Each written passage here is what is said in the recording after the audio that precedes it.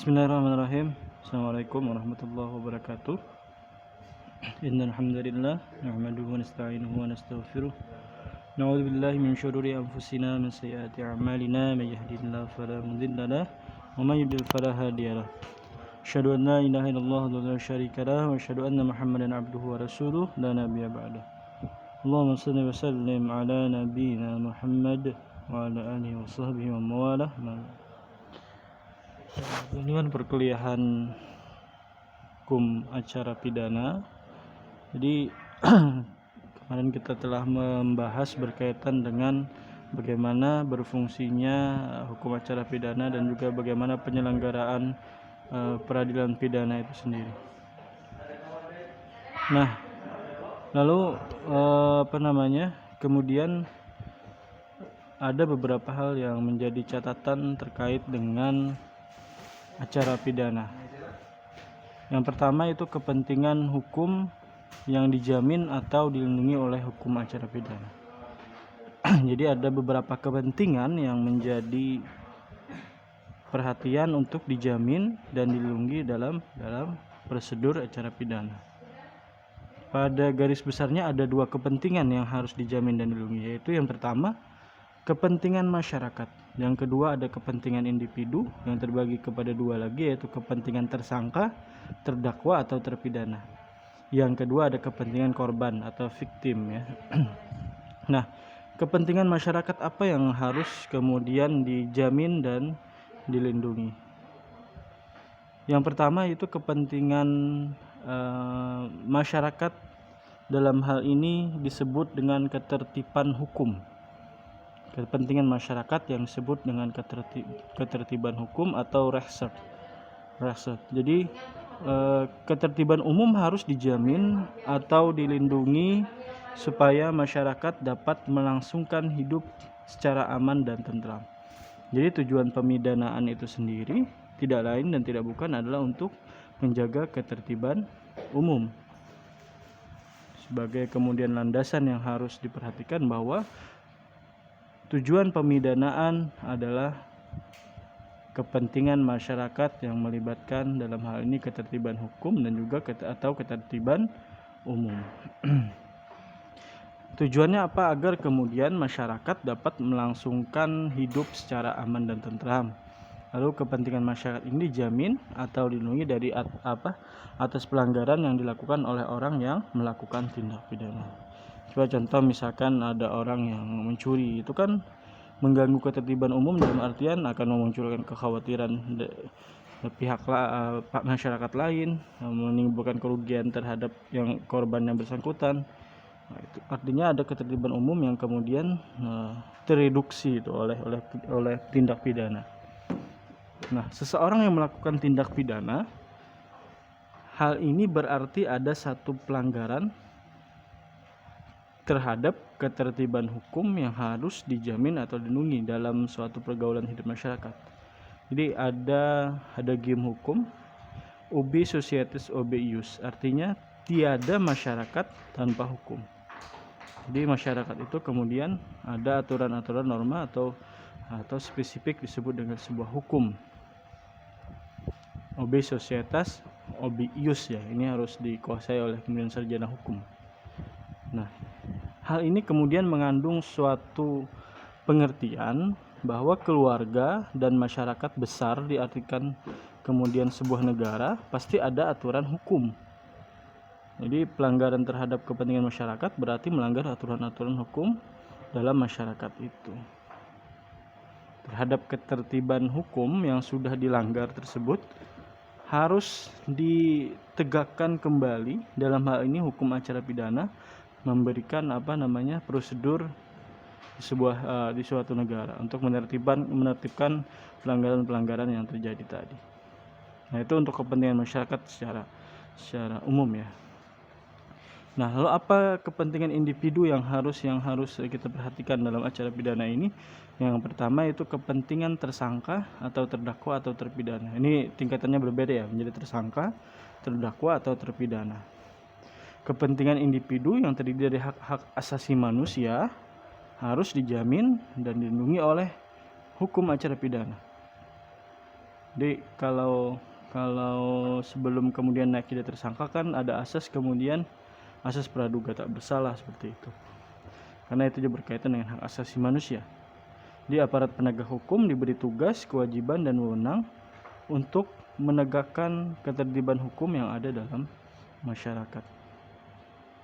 Jadi penegakan hukum di sini pada prakteknya seringkali kemudian kalau di sektor tersangka, terdakwa dan terpidana ini ada juga kemudian hak asasi manusia yang kemudian harus dilimitasi atau direduksi seperti itu ya. Misalnya dilakukannya upaya paksa yang berupa penangkapan atau penahanan. Nah, penangkapan dan penahanan ini kemudian merupakan sebenarnya ada pelanggaran hak asasi yang berupa hak kebebasan bergerak seseorang oleh aparat penegak hukum.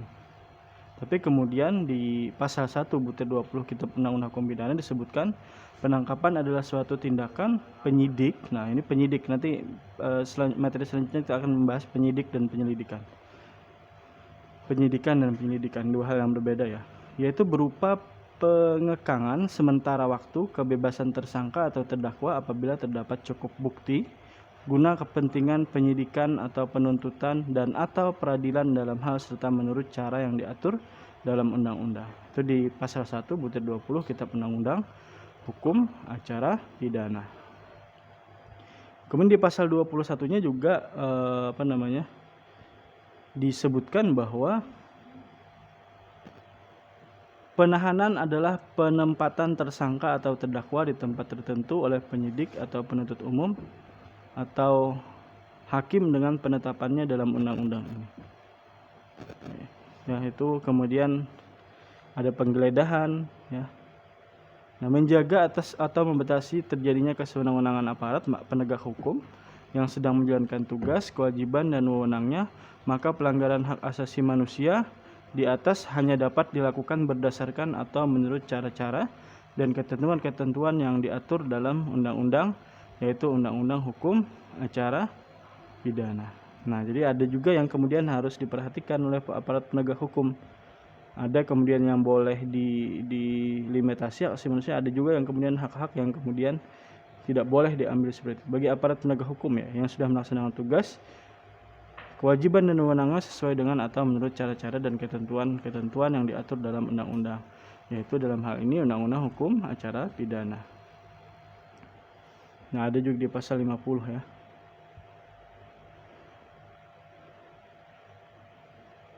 Jadi kepentingan tersangka atau terdakwa atau terpidana ini sudah mendapat tempat atau diatur dalam Undang-Undang Hukum Acara Pidana, yaitu antara lain pada bab 6 pasal 50 sampai 68 KUHP. Oke, itu yang kepentingan tersangka atau terdakwa. Nah, yang kedua, yang kepentingan individu, ada kepentingan korban atau victim. Jadi kepentingan korban juga mendapat perlindungan atas pelanggaran yang sudah dilakukan oleh pelaku tindak pidana seperti itu. Jadi misalkan kepentingan tersangka atau terpidana yang sudah mendapat tempat atau diatur dalam Undang-Undang Hukum Acara Pidana tadi disebutkan ya, maka untuk pihak korban dalam hal ini juga ada di KUHP juga memberikan perlindungan dengan mengaturnya dalam bab 13 tentang penggabungan perkara gugatan ganti kerugian, yaitu dalam pasal 98 sampai 101 KUHP. Hal ini mengandung suatu pengertian bahwa apabila korban menderita kerugian atau terjadinya suatu tindak pidana, maka pihak korban mempunyai hak untuk menuntut atas kerugian yang sudah diderita ya.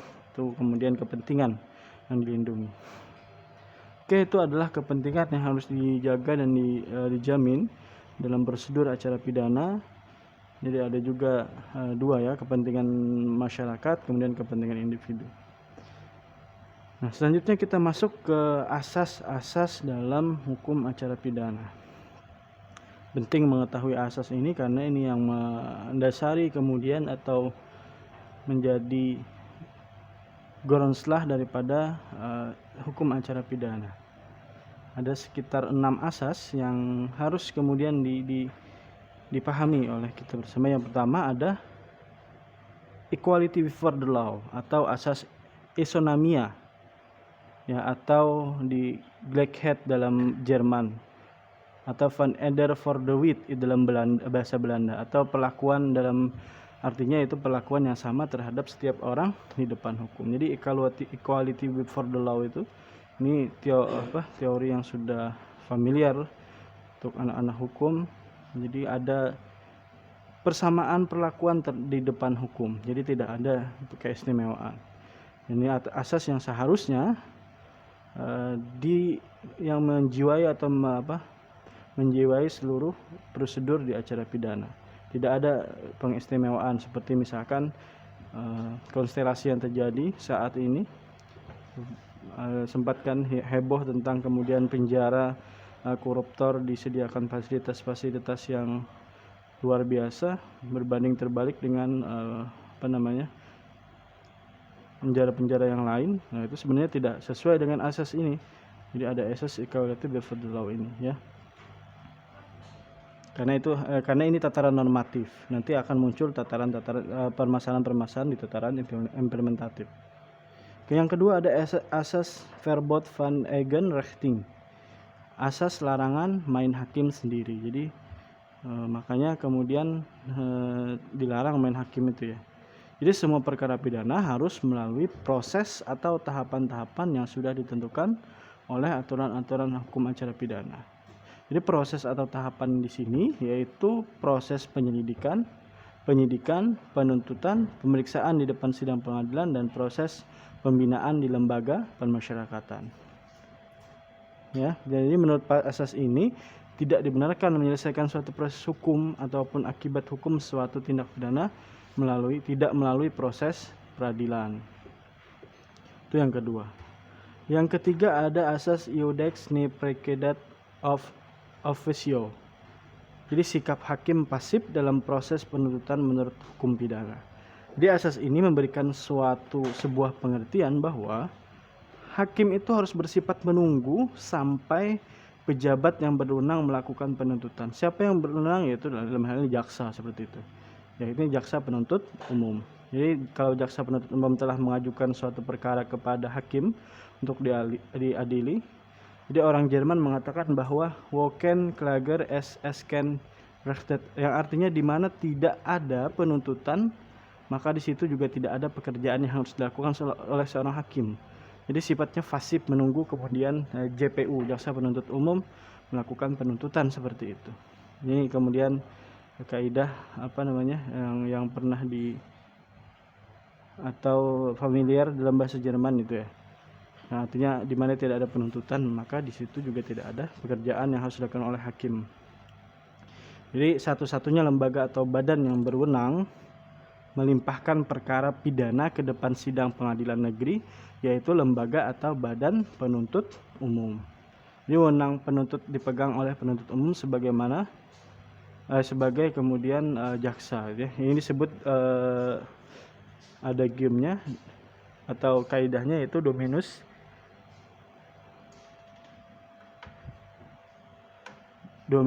litis di tangan penuntut umum, itu berasal dari bahasa Latin itu, ya, yang artinya pemilik. Hakim tidak dapat meminta supaya suatu tindak pidana diajukan kepadanya. Jadi hakim tidak boleh meminta, jadi harus menunggu sifatnya, ya. Oke, itu yang ketiga. Yang keempat ada asas open barhead van het proses, artinya keterbukaan dari suatu proses peradilan. Jadi putusan pengadilan itu selalu harus diucapkan di dalam suatu sidang pengadilan yang terbuka untuk umum, atau yang juga sering dikatakan bahwa putusan dan pengadilan itu harus dilaksanakan made open dooren, atau dengan pintu-pintu terbuka, kecuali dalam hal-hal tertentu seperti yang telah ditentukan dalam undang-undang. Kecuali misalkan hal-hal yang lain yang ditentukan dengan undang-undang boleh kemudian dilakukan dengan tertutup. Nah, yang kelima ada asas onafhankelijkheid der rechterlijke macht, asas kebebasan hakim dalam mengadili suatu perkara. Jadi hakim dalam mengadili suatu perkara itu tidak boleh kemudian mendapat tekanan dari siapapun dan dalam bentuk apapun, baik dari individu maupun dari penguasa. Asas ini tidak boleh diintervensi, ya, siapapun yang kemudian mengintervensi hakim. secara normatif ya, karena kita bicara secara normatif teoritis seperti itu. Walaupun pernah terjadi misalkan dalam tatanan implementatif ada intervensi seperti itu.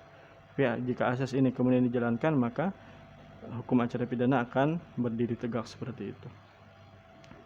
Yang keenam ada asas oportunitas atau opportunity subjugation ya, dalam artian berdasarkan asas ini kepada jaksa diberikan suatu kewenangan untuk mengesampingkan perkara, dalam arti tidak mengajukan sesuatu perkara untuk diadili oleh pengadilan, yakni apabila kepentingan umum atau kepentingan hukum telah menghendaki.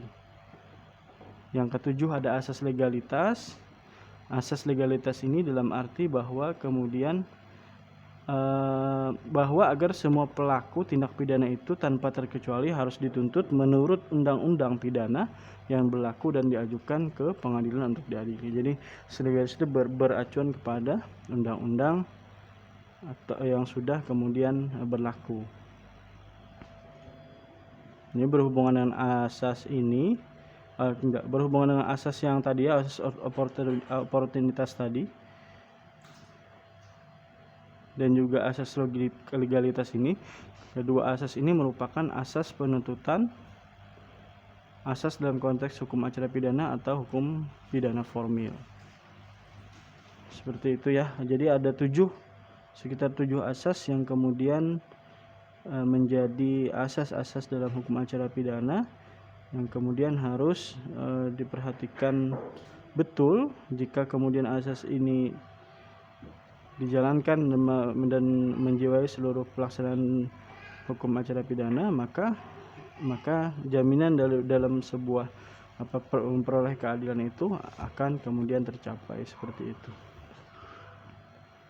Nah, ini asas dan legalitas tadi ya. Demikian teman-teman untuk materi pada hari ini.